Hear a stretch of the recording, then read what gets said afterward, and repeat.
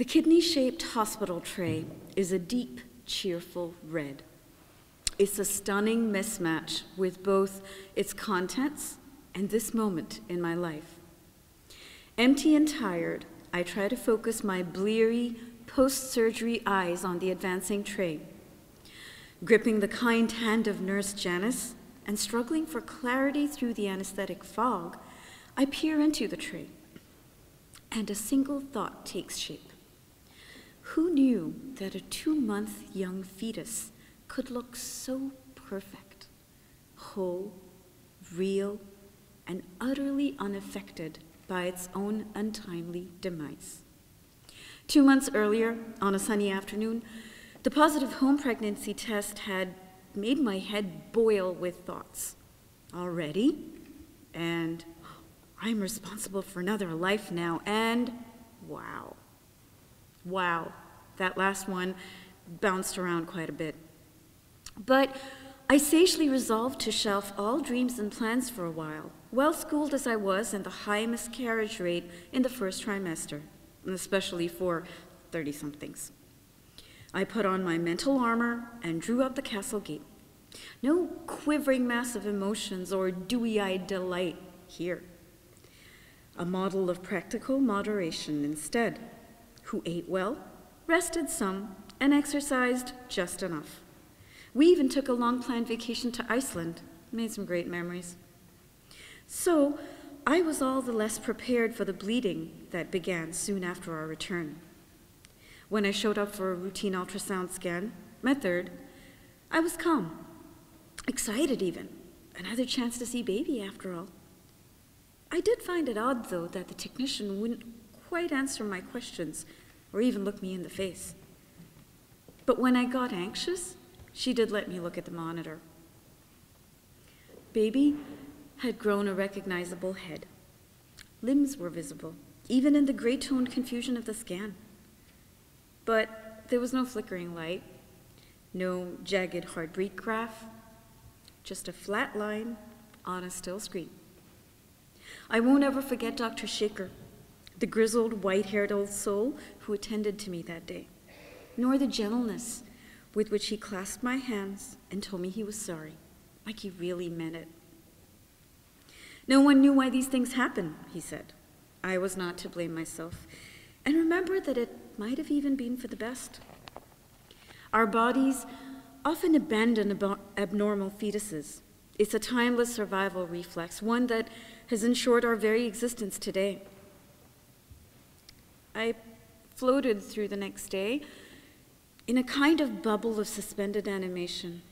My world was like a cheap print comic book where things had shifted just enough that the colors spilt out of their outlines.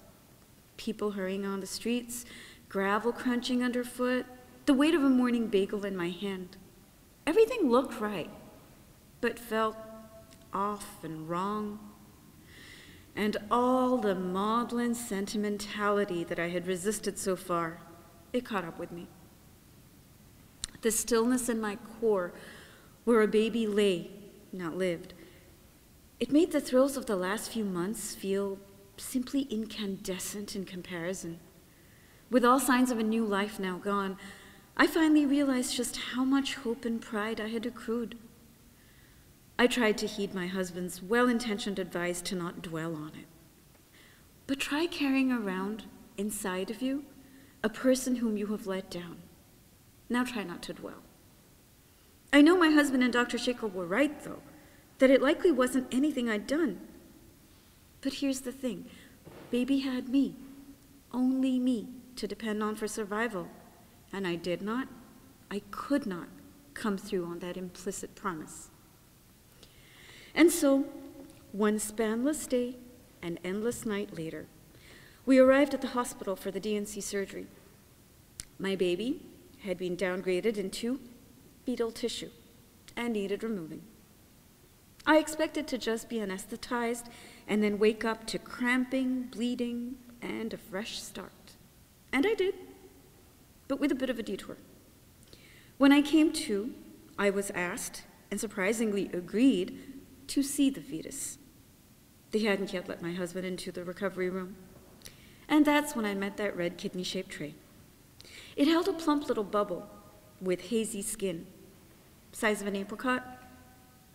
It rolled a bit as the tray moved, letting me see through a translucent bit, like a little window. I could no longer use that clinical, impersonal term fetus for the baby that nestled within. I found myself doing the instinctive inventory of a new mom. I counted a pair each of arms, legs, and eyes, but it added up to just one baby. I thanked my poor vision for the first time for the significant grace that I couldn't count fingers and toes. And yet, it turned out to be an unexpected blessing. I promise. A child had existed and received the dignity of acknowledgement from the only person who'd ever known it. And I got to say goodbye to a perfect little person who simply had a short stay. That last obscene ultrasound is now almost erased from memory. And in its place is the bittersweet image of a peaceful, perfect little baby. To anyone who thinks there is no closure for the loss of an unborn child, let me assure you that there might be, or at least there was for me. This much I know now. Pain, when trapped in the dark recesses of your mind, assumes proportions way beyond its due. Release it into the light and watch it fade away. We have a 7-year-old son now. He was born in early November, and he lights up our lives.